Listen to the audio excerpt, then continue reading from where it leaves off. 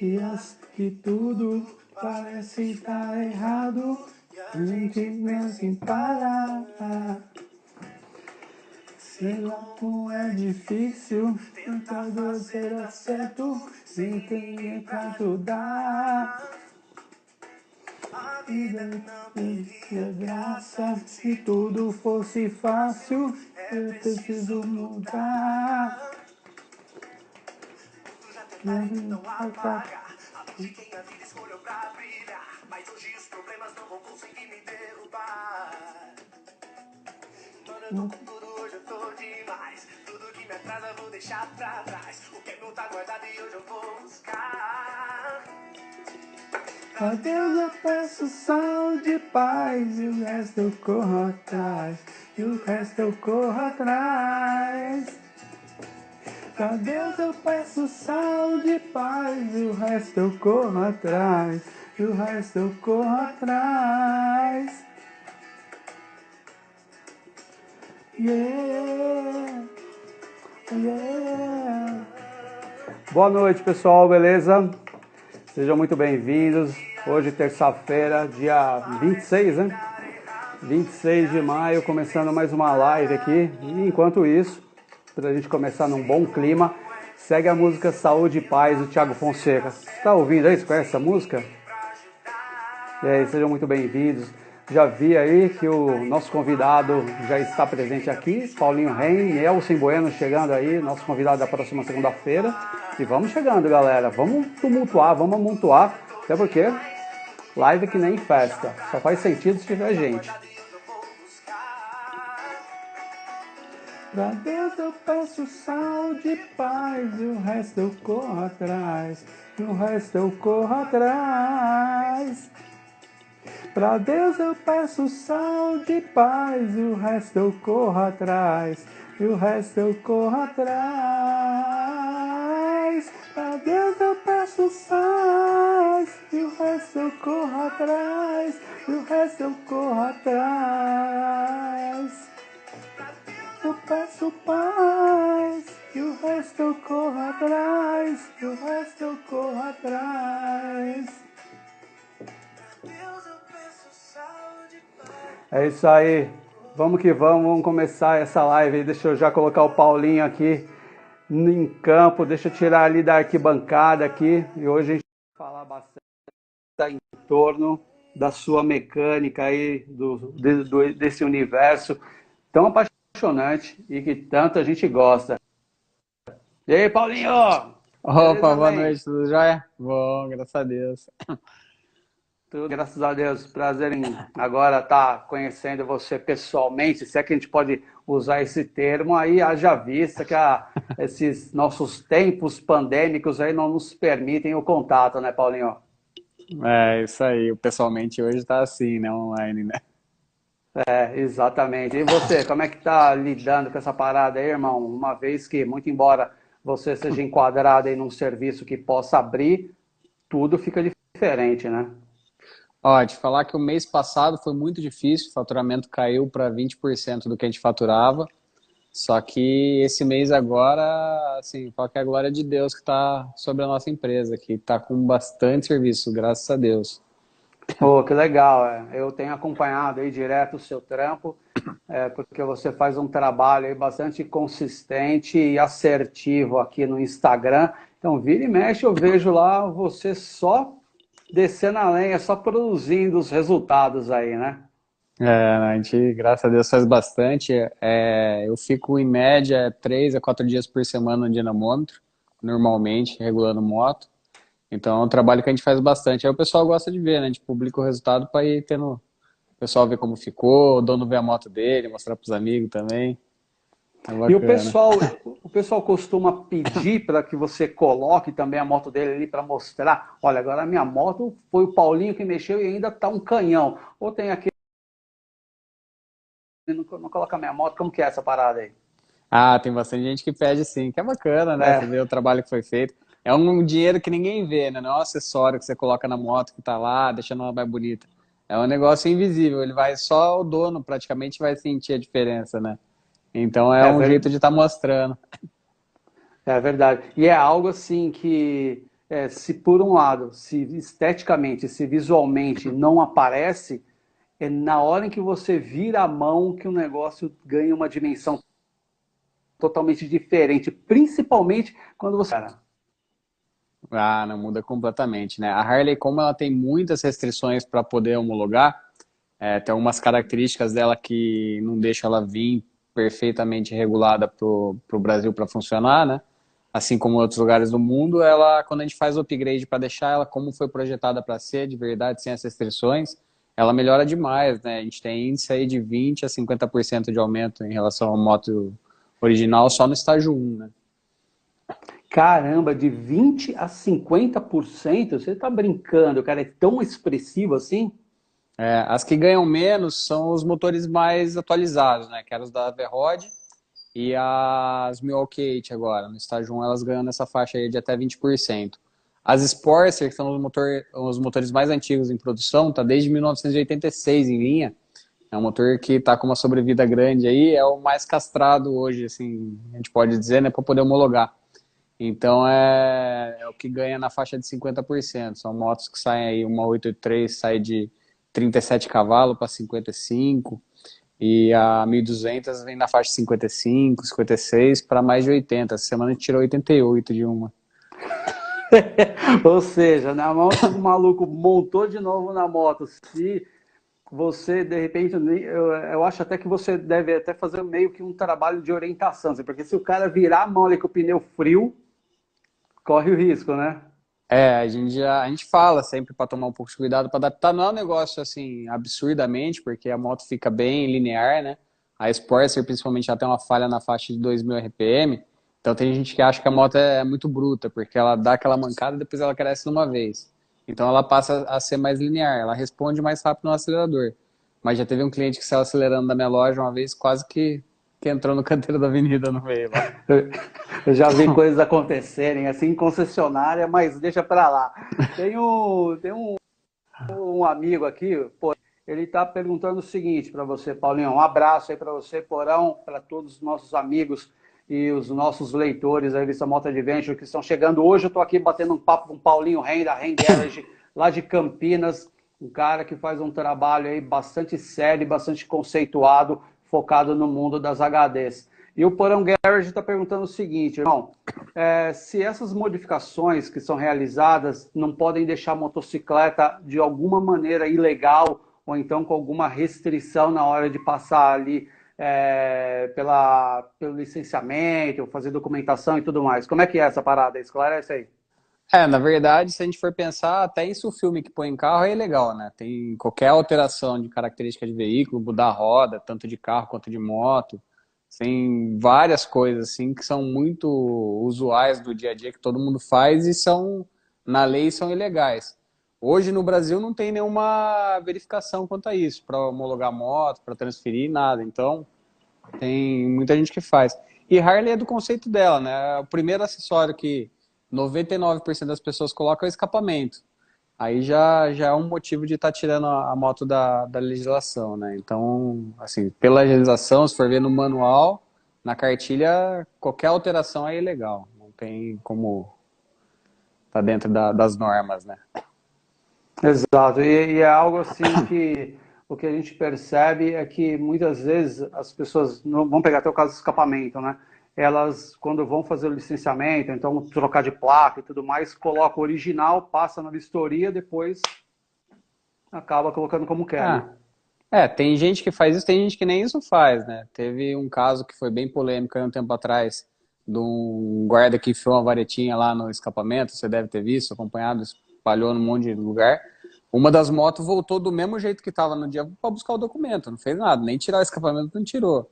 Então, assim, infelizmente tem muita fiscalização que não funciona certo, né? A maioria dos policiais que eu conheço, que eu tive contato, são pessoas muito sérias, mas tem uma turma aí que às vezes se aproveita de algumas situações para querer tirar o benefício, né? Até porque aquele teste da vareta lá não existe homologação, nem nenhum, nada que comprove que ele é válido, né? O negócio é bem mandrake, né? Foi bem mandrake. Aqui, ó, o pessoal, o Anderson Malcor, lubrificante, está mandando um abraço. A galera toda Olha nos só. prestigiando, aí, muito obrigado. Deixa eu pegar aqui. Teve um amigo que ele mandou uma pergunta aqui, ó, o Marsoli. Paulinho, quantas motocas você tem aí na sua garagem, irmão? Fala aí. Ó, eu tenho duas motos minhas, o resto das motos para venda são consignadas e o resto são as motos de cliente que ficam lá, né? A gente tem uma equipe muito pequena, é muito difícil achar bons profissionais hoje, então a gente trabalha mais ou menos agendado para fazer aí de 10 a 15 motos, dependendo do tipo de serviço na semana, né? Uhum. O Thiago Hartmann, ele está aqui perguntando o seguinte: Paulinho, o motor 114, né, o Milwaukee, tem como tirar o limitador de RPM que as 2020 cortam com 4.000? Ela corta, na verdade, com 5,5. A velocidade dela corta 180 km por hora. Então tem dois limites de corte que a gente consegue ampliar aí. É o limite de corte de RPM. Quando a gente faz o remapeamento, a gente calibra a moto certinho, vai trabalhar com a mistura correta. Então ela não tem tanto problema estender até um certo limite. Dependendo da preparação, a gente consegue estender mais. Mas a gente tem que fazer um trabalho de válvula de cabeçote, mola, tudo. E o limite de corte de velocidade hoje é 180, no estágio 1 a gente consegue ampliar até 250. 255, na verdade. E no estágio 1 não é possível chegar nisso, mas teve um cliente que a gente fez o estágio 1 semana passada, se não me engano, ele fez um vídeo com a mulher na garupa de uma Ultra a 210. No estágio 2 teve um cliente com uma Fat que deu 250, que tinha uma outra moto, uma Speed do lado, que estava vendo o velocímetro dela e ele não conseguia a venda dele, né? Aquela para 220 ali. Mas é um brinquedo legal de. Caraca. E Paulinho, e algo assim que todo mundo que anda de motocicleta e tem uma certa noção sabe que o diferencial dos motores que equipam os motores conceito ou de vertente de viés custom é o torque, né? A pegada, é aquela sapatada. E eu fico imaginando assim, esse trabalho que você faz deve privilegiar bastante o torque. Não é só a questão de cavalaria, né? Mas também é o torque, né? Essa questão de você ter aquele motor que, além de ser elástico, ele cresce muito, né? Sim, tem algumas coisas na característica do motor de Harley, né? Por ela ter algumas restrições de homologação, para o motor ser tão divertido assim, ter características de um motor muito antigo, eles perdem muita homologação. Então ela já vem com a mistura muito pobre para o Brasil. A hora que você coloca um filtro escape, você empobrece mais ainda a mistura. Tudo isso que você vai fazendo, você vai perdendo o torque da moto. Aí a hora que você faz o remapeamento, a curva de torque vai lá para cima. Então é um negócio que melhora demais, é a principal sensação do motor, né? É o torque que ela tem. Mas tem alguns projetos, dependendo do perfil do cliente, que a gente tende a jogar um pouco mais para cima. Mas a maioria a gente trabalha na faixa de média e baixa rotação que melhoram demais o rendimento da moto, né? E o Porão ele volta aqui com uma outra pergunta, né? Qual módulo é usado para fazer esse remap das motocicletas? Ó, existem vários. Começar pelo da Harley. A Harley tinha um módulo que chamava Super Tuner Pro. Ele funciona muito bem, foi atualizado o software até 2018. Só que em 2015, se eu não me engano, a Harley teve um problema porque a concessionária nos Estados Unidos vendia pro dono da moto com os cabos para ele instalar na casa dele, né? Então teve um problema ambiental de um monte de moto mal calibrada, né? Poluindo muito mais do que deveria até se tivesse sido feito corretamente. E levou uma multa de perto de 15 milhões e teve que recolher todos os equipamentos. Esse módulo Super Tuner tinha bastante função boa para calibrar, tinha tudo que precisava. Tem hoje, o Street Tuner, que já tinha na época também, mas foi o único que continuou. Tem muita gente que compra esse módulo enganado lá nos Estados Unidos, porque ele é bem mais barato, tudo. É a mesma carinha, a mesma interface, o software é igual, só que ele tem um problema, as tabelas quase todas são travadas, só para visualização, então você não consegue tá preparando o mapa, calibrando ele, né? Aí existem vários outros, tem o Master Tune, que é de outra fábrica, tem o DynoJet, que é o Power Vision, que é da DynoJet, é um software bom, tem o Thunder Max, que é um módulo inteiro, que ele funciona muito bem também. O Jag Bike, que eu trabalho, que ele é parte de um scanner, ele vende como se fosse um pendrive assim. E tem alguns outros também, de cabeça agora eu lembro esses. O Fullpack Pro, eu não testei ainda, falaram que lançou. O Fullpack Pro, o Fullpack FP3, todos os testes que eu fiz, já fiquei 3 semanas tentando calibrar uma moto, não consegui, desisti.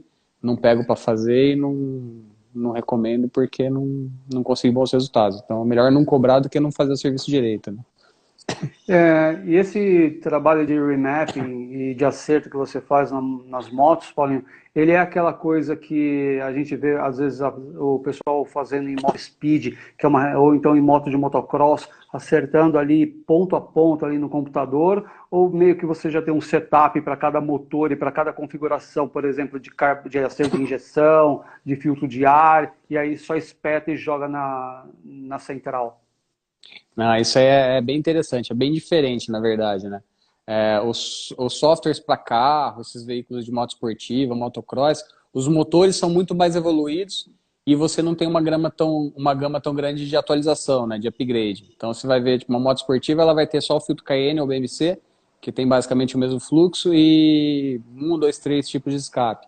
A Harley tem centenas de modelos de escapamento, de filtro, de comando, de aumento de cilindrada, de trabalho que pode ser feito em cabeçote. Então ela precisa de uma calibração muito mais apurada, né? A gente tem alguns mapas de base, eu faço alguns meus aqui no Brasil. Tipo assim, uma moto que tem uma Sportster com short shots e um filtro original com a Cayenne com filtro de alto fluxo, com suporte de alto fluxo. Então eu calibrei uma moto dessa, mapa de ignição, tudo, aí eu uso esse mapa de base para outra moto com um sistema parecido, um escape parecido, tudo. E aí vou calibrando até a moto estar calibrada, né? Tem muita gente que não tem usa remap, tem vários mapas, vários nomes, né? Mas o nome correto é calibração, porque calibre é uma unidade de medida, né? É igual uma régua. A régua tem 30 centímetros, tem que medir lá, tem 30 centímetros. Então o calibre você vai calibrando até a moto estar no todas as leituras adequadas, né? Para fazer um trabalho, então, vamos usar o termo correto, aí já que você me deu um puxão de orelhas, já que não é remap, burro, é calibração. Quanto tempo demora, Paulinho, a partir do momento em que você pegou, colocou a parte de hardware, né, na motocicleta e aí vai para o computador para começar a fazer o acerto, computador de dinamômetro ali, quanto tempo leva para acertar uma motoca, mano? Aham. Não, na verdade não é burro, não tá errado. O remapeamento é um nome também, porque a gente altera o mapa, tem gente que fala chip, essas coisas tudo. Não é errado, mas é que assim, a gente tem que usar como calibração o conceito para ficar mais claro de entender, né? Mas a gente tendo uma base do mapa, né, a gente vai até um dia todo no dinamômetro calibrando a moto. Quando não tem O nenhuma dia base, um todo? comando, quando tipo uma moto que chegou com um comando novo, uma configuração, às vezes eu perco aí uns 2, 3 dias na moto. Um dinamômetro é o dia inteiro quase mesmo. E então, ou seja, e é algo assim que demanda conhecimento técnico, né, Paulinho? Porque se você chega lá e se mete a besta lá e erra na mistura ali, você pode, além de não só estar perdendo performance, poluindo mais, ou seja, estragando a moto, como colocando seu motor em risco, né? A maioria dos motores que eu peguei com problema, que não foram por manutenção inadequada, foi por mapa errado. Assim, a Harley ela tem uma tecnologia muito grande na construção do motor, dos materiais, tudo, tanto que a temperatura que ela chega, eu acho que nenhum motor hoje em dia chega. Então ela suporta muita coisa, né? Tanto que ela não é preparada para nossa gasolina e mesmo assim suporta, você não vê nenhuma Harley quebrando por causa disso. Mas um mapa mal feito, ele pode trazer muitos problemas no motor mesmo. Isso aí eu falo, pessoal, não recomendo fazer. Às vezes vale mais a pena voltar ao mapa original do que deixar a moto mal calibrada. A moto, nós sabemos que, muito embora elas sejam montadas na planta que a Harley tem em Manaus, né? Tirando aí acho que as CVOs, elas não estão sendo montadas lá, né? Mas tirando esses modelos aí, eu acredito que a maioria esteja sendo montada aqui no Brasil. Mas mesmo assim, esses motores, eles passam pela tal da tropicalização, né? E como que é essa questão de você fazer um acerto para um motor que ele já sofreu, né, uma mudança, e aí você vai ter que readaptar essa questão da questão da alimentação para o tipo de gasolina? Você recomenda usar só Podium? Como que é esse processo, Paulinho? Na verdade, nenhuma Harley é tropicalizada no Brasil. O mesmo mapa que ela tem que atender o mundo inteiro, ela vem para cá e a gente sofre um pouco mais porque a gente tem um pouco mais de álcool na gasolina, né? Então a mistura fica um pouco mais pobre do que o normal. É uma das coisas que o pessoal fala que vai andar nos Estados Unidos, a moto rende um pouco mais lá. Mas na verdade a calibração é a mesma, a gasolina que é diferente. Agora, assim, o mapa, a gente faz todas as tabelas que a gente precisa para calibrar a moto dentro do mapa. O mapa tem várias escalas, né? A gente trabalha na escala superficial, onde a gente pode alterar os mapas que precisa para o funcionamento do motor. Isso aí a gente vai fazer o mapa inteiro e gravar um arquivo lá dentro do módulo, né? Na verdade, os módulos que vendem, tirando o Thunder Max, eles gravam o módulo, o arquivo dentro da central da moto, não precisa nenhum periférico externo, né? É só usado como uma licença, tipo a chave do Windows, que é o número lá que você coloca. Porque a engenharia das fábricas tem um trabalho que é grande e é contínuo, né? Eles nunca podem parar de estudar e desenvolver coisa porque a Harley sempre está evoluindo, né? Então eles têm que pagar isso de alguma maneira. Ou eles venderiam um software tipo, por 200 mil reais para uma oficina, que provavelmente ninguém ia comprar, ou eles vendem em forma de licença, né? Que é uma caixinha, um pendrive, alguma coisa assim, que aí vincula na moto e você pode estar usando o mapa Já quantas vou vezes ouvir. quiser nela. Pera aí, Paulinho, só um instante que minha esposa está chamando. Deixa eu ver o que é o alerta. Tranquilo. Beleza. Pera aí, Oi? Pessoal, eu tô aprendendo ainda a mexer nessas lives, essas coisas. Vai correndo muita mensagem que eu não consigo acompanhar, viu? Então, se eu deixar de falar oi pra alguém ou responder Desculpa alguma aí, coisa Paulinho, aí, desculpa aí que é home office, né, cara? É home office. Aí tá foi me dar o meu certo. negócio da minha caixinha de ferramenta aqui que estava lá fora. E, ô Paulinho, sobre essa questão ainda, vamos pensar de hardware, né? Ou seja, de peça, né? O que que a rapaziada hoje você recomenda que eles troquem ou substituam na motocicleta para que ela trabalhe melhor? Vamos pensar ainda sem mexer em calibragem, né, em calibração da parte eletrônica da motocicleta. Ou não tem É. jeito? Mexeu no hardware, vai ter que mexer no software. Isso não sou eu que falo, né? Você vê no catálogo da Vance Hines, na caixa da Vance Hines, compra o escapamento da Vance Hines, tem uma etiqueta enorme vermelha lá, do you need full pack. Tá? Eles estão indicando que você precisa da recalibração da injeção com aquilo lá. Alguns filtros do Cayenne que são mais expostos, assim como outros modelos. O próprio catálogo da Harley Davidson, nos filtros, no escapamento, tem uma descrição lá. Necessária recalibração da injeção. Após a troca do equipamento, o equipamento é vendido separado, né? Então, isso é a própria fábrica da moto que diz que é necessário. Então, eu não posso ter uma autoridade acima deles e falar que não tem problema. Assim, a moto dificilmente quebra, né? Tem muita gente, inclusive nos Estados Unidos, que põe escapamento, anda na moto a vida inteira e não vai quebrar por causa disso, porque, que nem eu estava falando, tem uma qualidade imensa de construção de materiais, né? Mas é um serviço que é recomendado pela fábrica, né? Uhum. E hoje em dia, quando você menciona que é recomendado pela fábrica, que tange a questão de quando você pensa em preparação, né? Quando você pensa em buscar mais performance, né? Porque, via de regra, vamos imaginar, a pessoa que retira a motocicleta da concessionária, ela está apta ali, vai andar de boa, não tem nenhum problema em função da nossa gasolina, até porque a motocicleta, como você disse, ela já vem lá de fora para andar com a nossa gasolina que tem os 20 e tantos por cento de álcool aí na mistura, né? Não, ela não tem nenhuma alteração no mapa para o Brasil. É que ela suporta isso, né? O motor tem uma tecnologia que suporta, né? Mas ela não tem nenhuma preparação no mapa para isso. Uhum. E é louco isso daí, né? A gente imaginar essa questão, né? Porque a gasolina lá sem a adição de álcool, aqui com a adição de álcool e a injeção conseguir fazer essa equalização e trabalhar. E a gente não ouve o motor grilando, batendo, né? É interessante isso aí, nem mesmo em relação à alteração de temperatura, né, Paulinho? Sim, a temperatura aumenta muito, né? Se andar numa moto nos Estados Unidos, numa moto no Brasil, é um dos problemas que incomoda demais o pessoal, que é a temperatura do motor. E quando você troca o escapamento e filtro, é uma coisa que aumenta mais ainda. Quanto a bater pino, até hoje, acho que só a XR 1200, que é uma moto que tem um pouco mais de taxa de compressão, que ela só consegue andar com gasolina premium mesmo sem bater pino, né? Sem dar detonação. As outras rodam tranquilo, mesmo estando com escape, filtro, de umas configurações aí às vezes bem cabulosas que o pessoal faz em casa, algumas coisas. E a moto roda sem ter problema nenhum de detonação, né? Ainda sobre essa questão de combustível, você recomenda, quando você faz um trabalho numa motocicleta, que ela passe a andar com gasolina com alta octanagem, como uma Pod, uma V-Power, essa Racing, nova? The Power Racing. A Racing, você recomenda esse tipo de combustível ou ainda pode andar com gasolina comum? No catálogo, no manual da Harley, quando o pessoal compra, tá escrito lá, que é recomendado gasolina acima de 91 octanas. Então, no Brasil, são só as Premium, né? Ou a V-Power Racing, ou a Podium, ou a Octa Pro da Ipiranga. Mas as motos rodam tranquilamente com as outras gasolinas, né? Nenhuma moto eu vi quebrar por causa disso.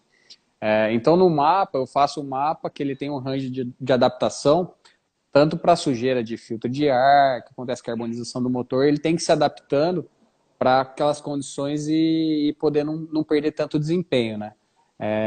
Então a gente faz um mapa que ele atenda a qualquer gasolina, porque também o pessoal vai viajar, não é em todo lugar que acha gasolina premium, né? Então elas têm que rodar, pode rodar com qualquer combustível. A não ser que a gente faça uma preparação para competição. Vou fazer uma moto de arrancada que vai rodar com 10% de nitrometano, só com a pódio. Aí a gente consegue otimizar aí uns cavalos a mais no motor, só que só vai poder usar aquele combustível, né? Se usar um combustível inferior, vai detonar e vai quebrar o motor, né?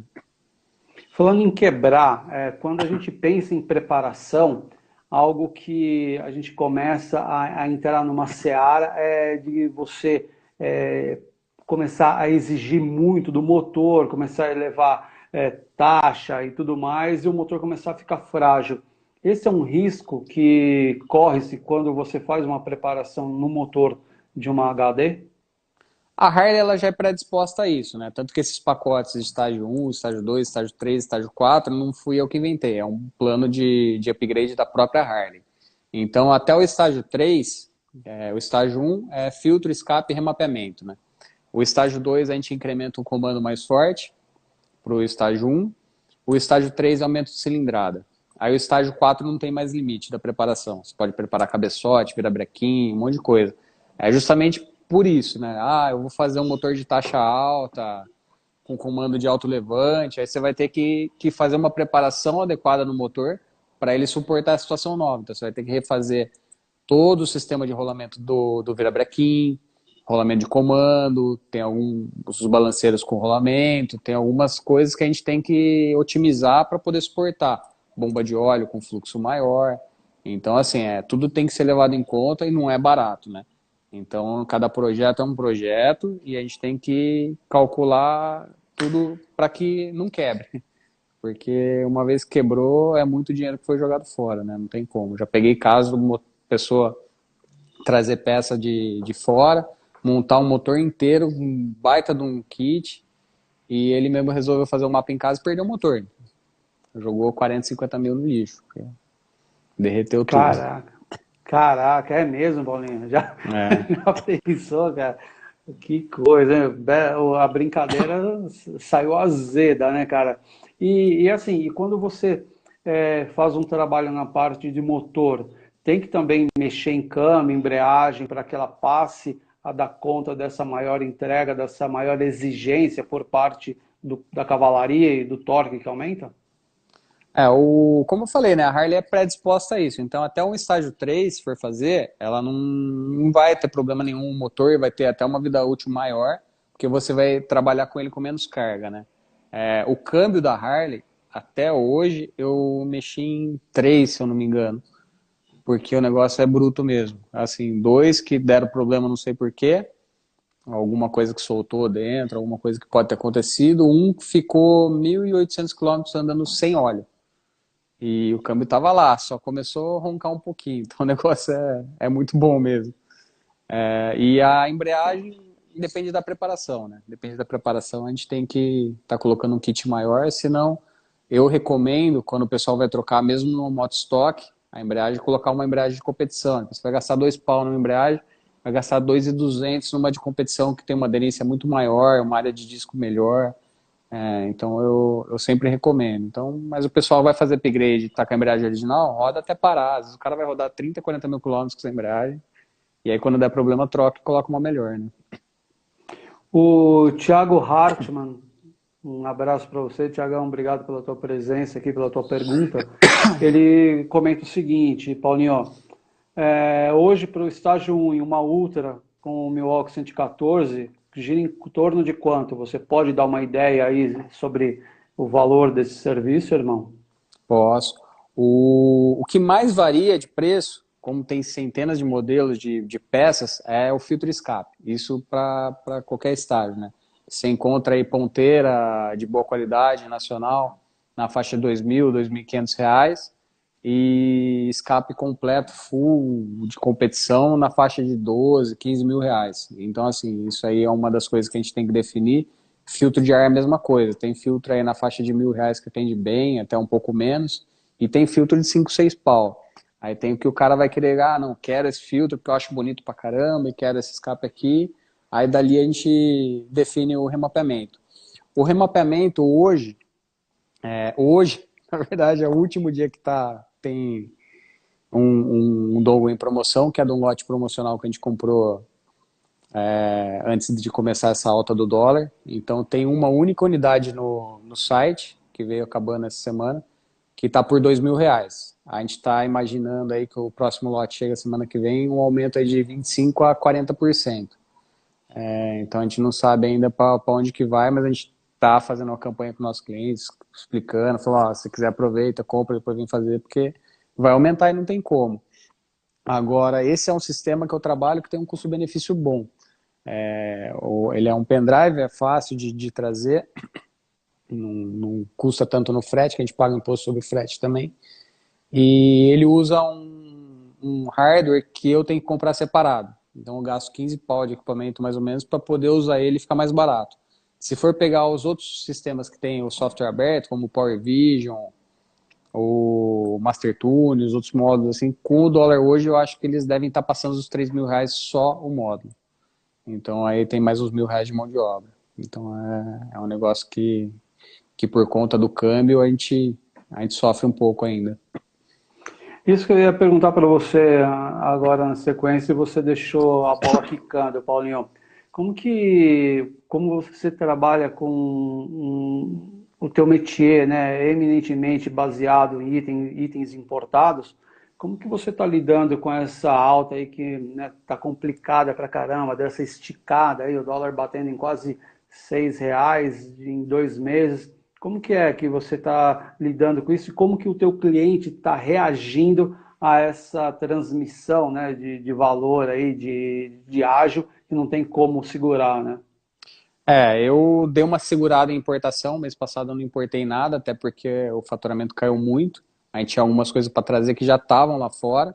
Eu não sabia como que ia ficar a Receita Federal, as coisas, então a gente segurou. Aí chegou num ponto que não dava para segurar mais, a gente já despachou carga para cá. Vamos ver como que vai chegar, né? Mas eu falo assim, Deus tá com a gente lá na empresa, porque esse mês está sobrenatural o negócio, está vendendo muito.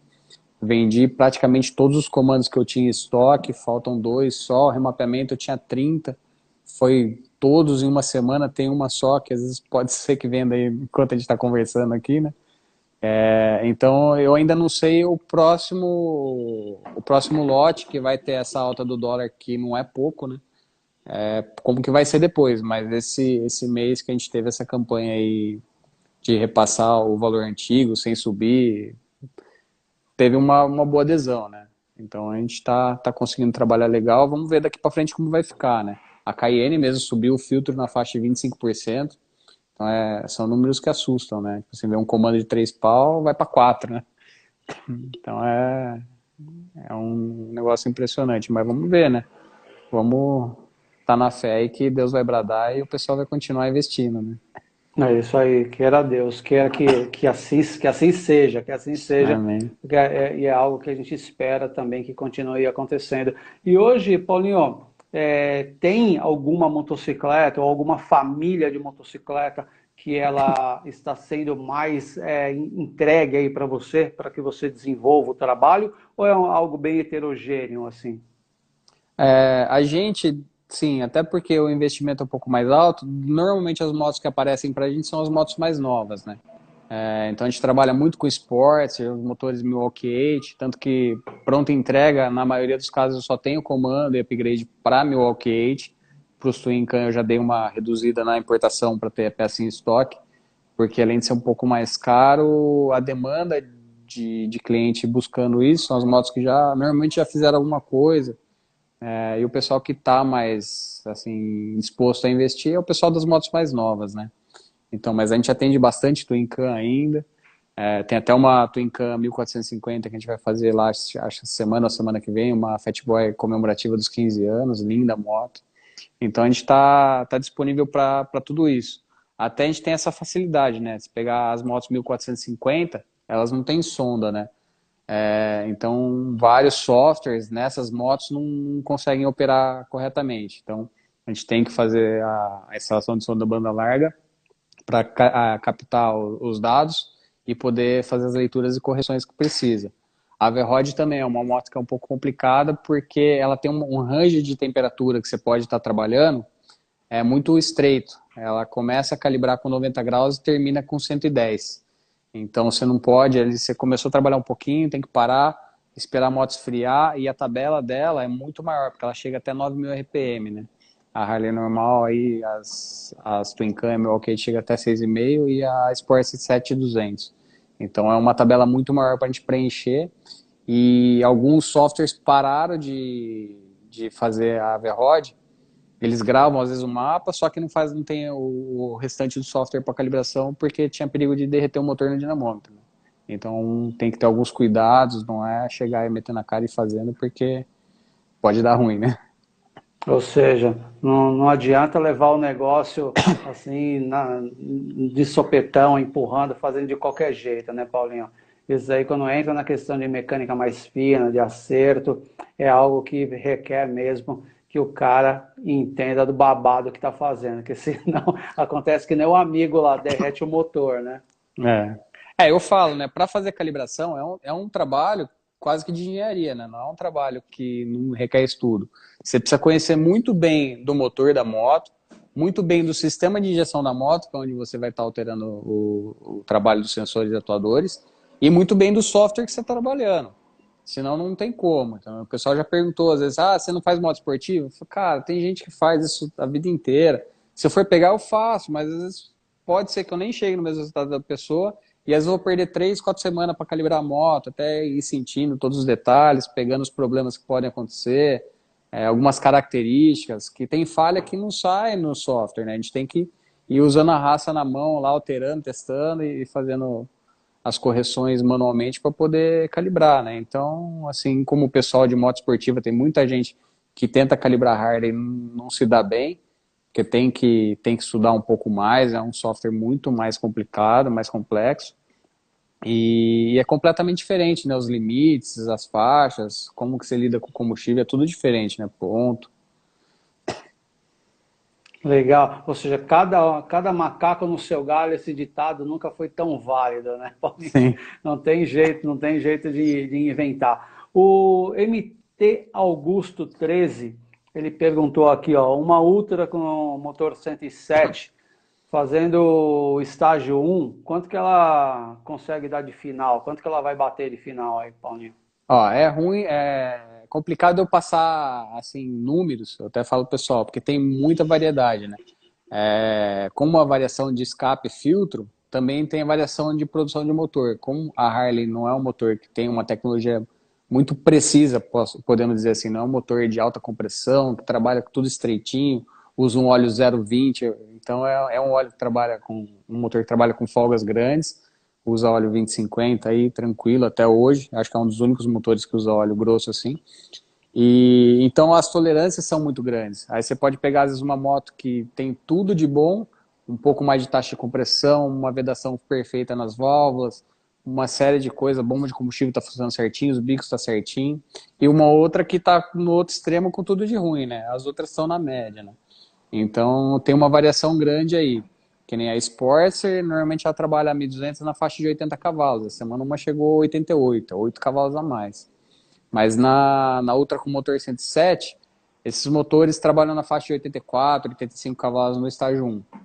Em umas 110 libras de torque, se eu não me engano.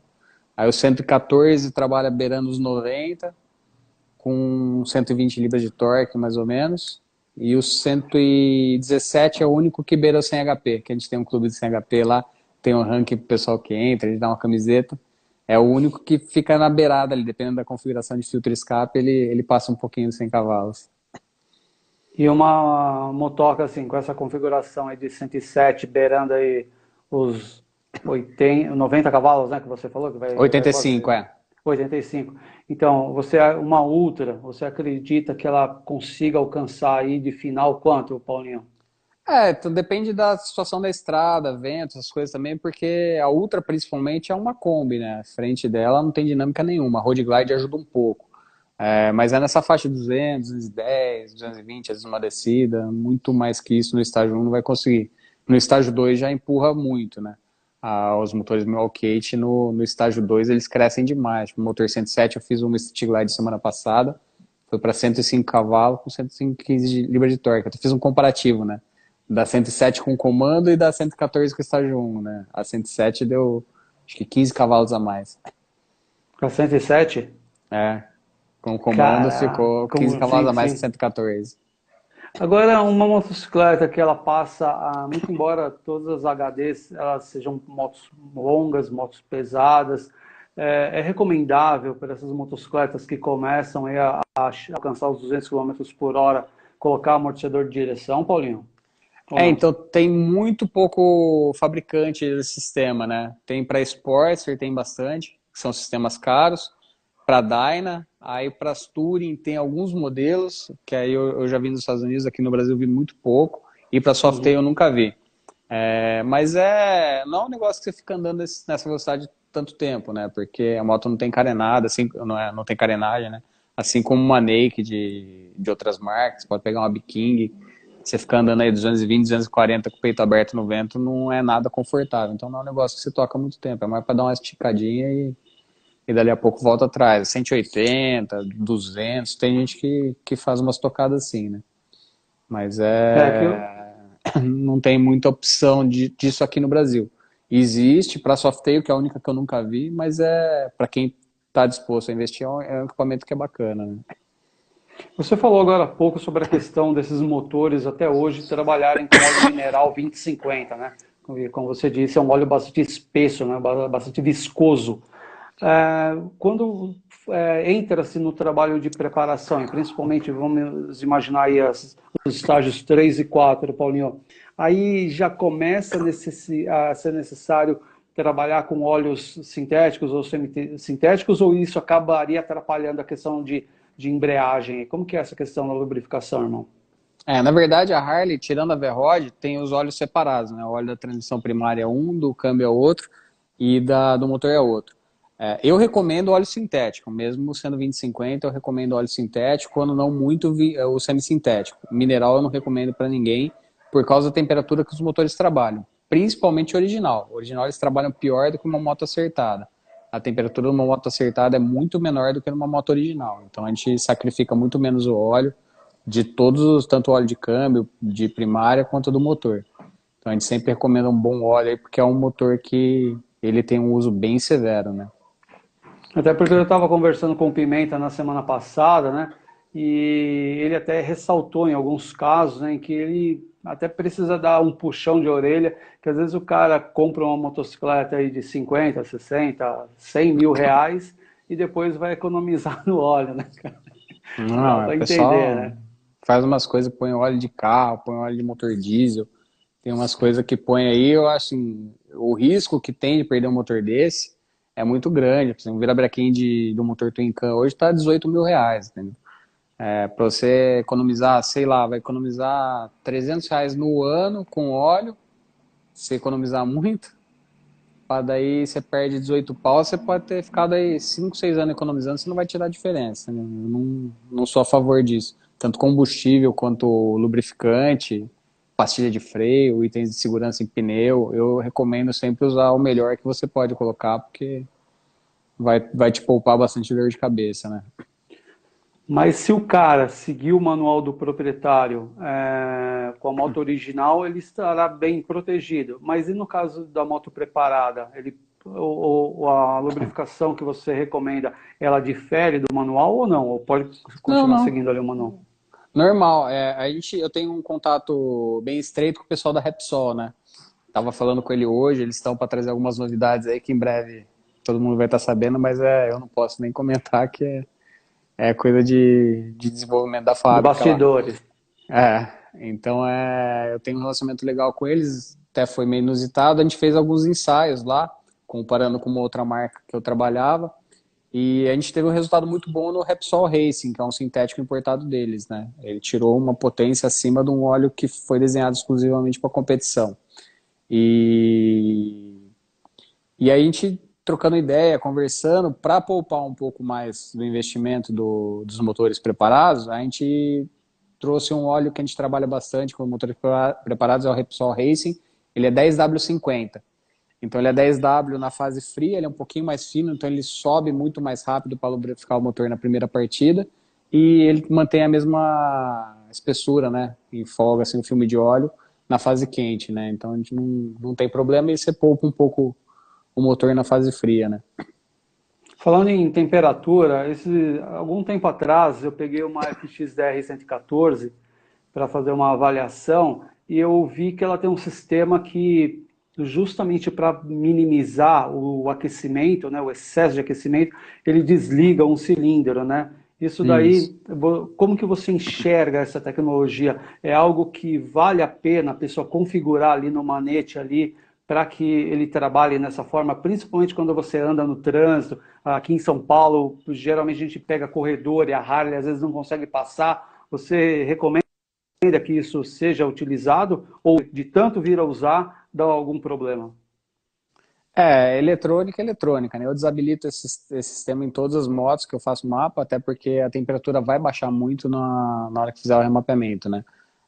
E não sei, às vezes não é porque foi projetado que pode não acontecer. Pode acontecer um problema do cilindro parar de funcionar e não voltar mais. E eu acho muito desagradável a sensação.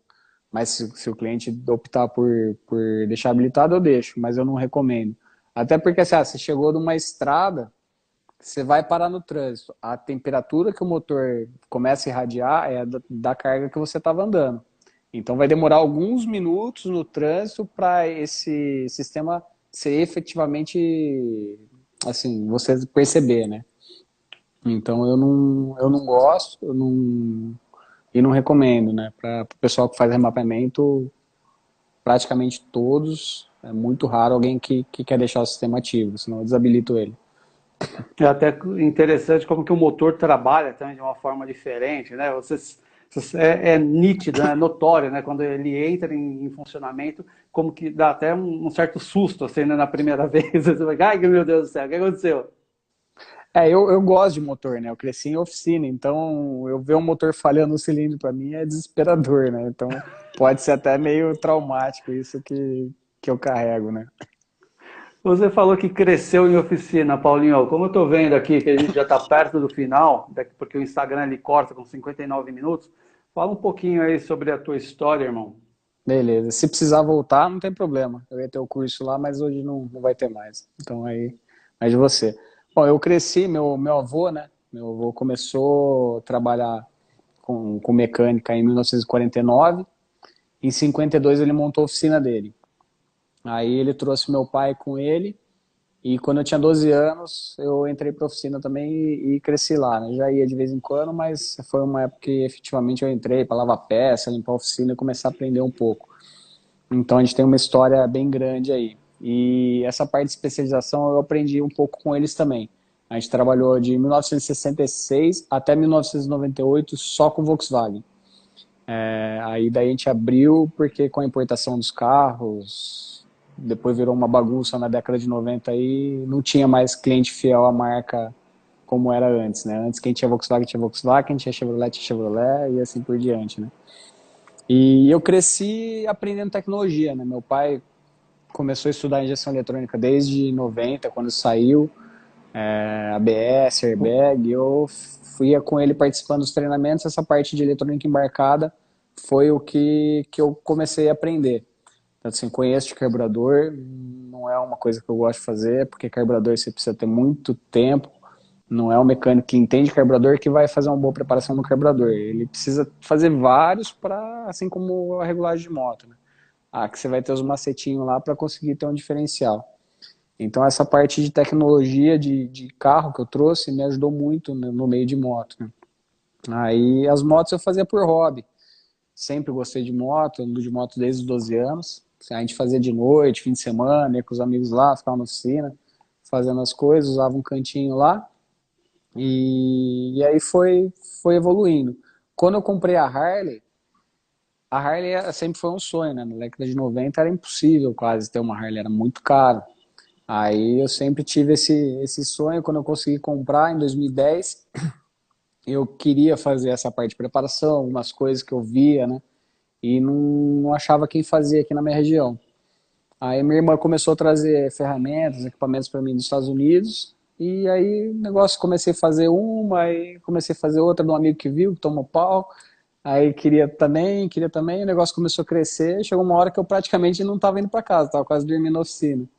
Aí a gente decidiu fechar a oficina, não foi uma decisão fácil. A gente fechou a oficina de carro no ano que ela completava 60 anos de empresa. E aí foi um pouco complicado, né? Mas graças a Deus deu tudo certo, eu tô bem, tô feliz. A empresa tem crescido, tem prosperado, tem um reconhecimento grande do pessoal, dos clientes. E é isso aí, eu sou um mecânico, né? Não tenho nada de formação extra, assim. Fiz alguns cursos fora, fiz curso na Itália, fiz alguns cursos fora. E tem sempre muita gente, né? Tem alguns professores, engenheiros que eu tenho contato, que nem o pessoal da Repsol, que a gente vai conversando no dia a dia e eu aprendo coisas muito grandes com essas pessoas, assim, tomando um café, tomando uma água, que, que complementa muito minha vida, né? Para poder fazer meu trabalho. Imagina, você falou em formação, né, em curso e tudo mais, que são sempre muito bem-vindos. Hoje eu moro aqui em São Paulo, né, moro em Santo André, no ABC, e hoje e a revista fica ali no Ipiranga, e eu tive que dar um pulo lá hoje para pegar algumas coisas, né, porque eu estou em home office, e eu passei em frente ao Senai. Você conhece a escola do Senai, onde tem ali uma série de formações de fábrica de moto ali? A Harley tem ali, a Yamaha tem, a Honda, se não me engano. Você já foi lá? Conheço, fui lá muito, né? Na década de 90 eu ia lá muito com meu pai para estudar. Eu acho que o Senai Ipiranga é a principal referência de escola do Brasil, né? É a melhor que tem, é mais estruturada, tem muitos laboratórios lá.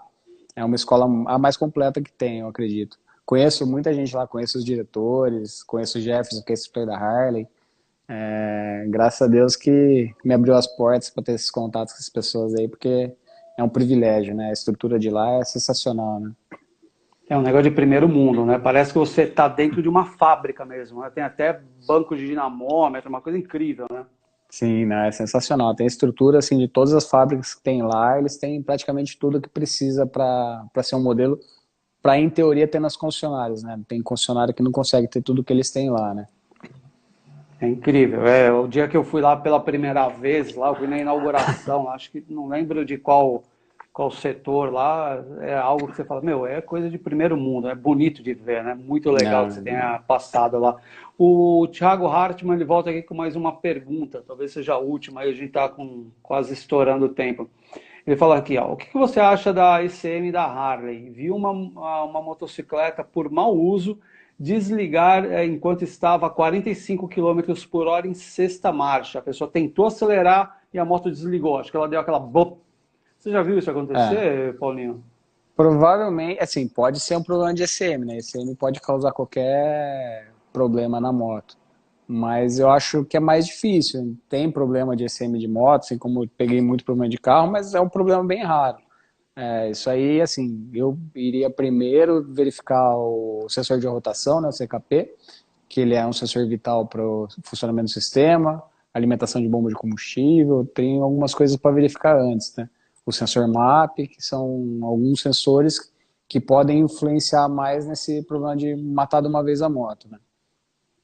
Agora, Paulinho, ainda pegando esse gancho aí, eu lembro que quando nós começamos o nosso bate-papo, irmão, você mencionou que as Sportster têm aquele buraco, né, ali em torno de 2000 RPM, é isso daí, né? Isso, é. É, então, isso daí é um pênalti da motocicleta mesmo, né? E tem como, através do acerto, da calibração, eliminar isso ou não dá, irmão? Não tem jeito. Sim, não, é a única forma de eliminar é com a calibração.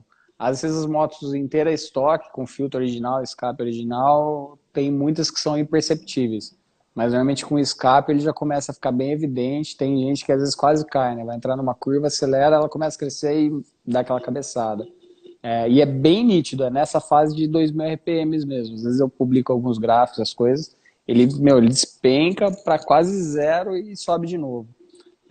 Isso aí com remapeamento a gente consegue eliminar, tanto que hoje eu fiz uma moto do Rio de Janeiro, um cliente tem bastante moto lá, o Renato, provavelmente ele deve estar assistindo a gente aí, um abração, e ele fez praticamente por causa disso, entendeu? Para poder andar bacana com a moto linear, se funcionar, mas assim, fora o ganho que tem de temperatura, de potência e torque, mas você pode andar com a moto sem ter esse desconforto, né? Algumas CVO, É, se não me engano, foi em 2015 e também ela dava o mesmo problema, na Ultra CVO.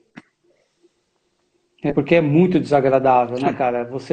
Porque você sente aquele buraco, né? Você vem dando mão e justamente numa fase de crescimento do giro, né? E a moto dá aquela burp para depois abrir, né? É muito desagradável isso. Para quem gosta de motor E, redondo, é um negócio que não é legal, não. não, não é legal. E por que que você já conseguiu identificar, ou mesmo batendo um papo com a rapaziada aí do meio, saber por que que isso acontece? É por causa da homologação, né? O motor da Sportster, ele é o motor mais antigo em produção, né? Ele tá desde 86. O Twin Cam começou em 2000 até 2017, né? Então, o motor da Sportster tem 14 anos a mais do que o Twin Cam que já morreu. Então chega uma hora que não dá mais, né? Assim como o Fusca teve que parar com o motor a ar, os Porsche tiveram que parar com o motor a ar, por causa de homologação. Ele vai até um ponto que o motor não dá mais conta de atender a legislação, né?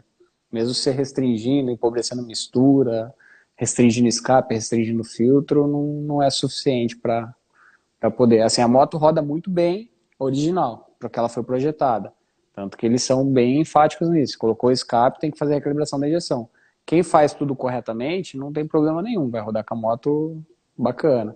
É que tem muita gente que só põe o escapamento, coloca o filtro que piora ainda mais, e aí tem que sujeitar isso, não tem jeito. E agora a gente está aí às vésperas da Euro 5, né, Paulinho? Que vai exigir ainda mais, né, que os motores trabalhem de forma mais eficaz e vai acabar complicando ainda mais, né, essa já longa vida do motor da Sportster. A gente está com 1 minuto e 50 aqui. O que você tem para falar sobre essa? O Sportster continua ainda, o motor dessa família? Então, eu, assim, já teve a linha Street, que está desde 2014 em produção, não veio para o Brasil ainda. Mas eu acho que é uma moto que veio para tomar o lugar dela, já é motor a água, tem essa nova geração do Revolution X que está vindo, que eu acho que não é um motor que dura muito tempo, até porque é histórico isso, né? Chega uma hora que não dá mais, né? Mas é uma moto muito divertida, muito bacana, né? Tem fãs pro mundo inteiro, né? Exato, é muito divertida, principalmente as 1200. É. São bem legais. Paulinho, ó, aqui 1 minuto para a gente terminar suas considerações finais, irmão. Fala aí o seu jabá para a gente poder se despedir.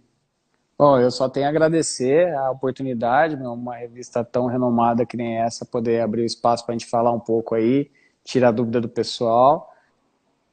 E a gente está aí à disposição para só mandar um direct lá, mandar um WhatsApp.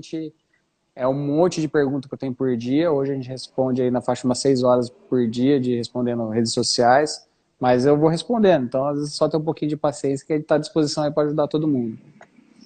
É isso aí. Paulinho, muito obrigado. Faltam 28 segundos aqui, eu estou vendo. Foi muito legal esse nosso bate-papo. Eu espero que daqui em diante nós possamos afinar, nos alinhar cada vez mais. Você tem muita história, muito conhecimento e vai ser bem legal. Forte abraço, irmão. Fica com Bacana. Deus. Uma boa noite aí. Abração. E a vocês que estiveram conosco. Muito obrigado e amanhã tem mais, 6 da tarde aqui. Tchau, tchau. Valeu, Paulo. Abração. Tchau, tchau.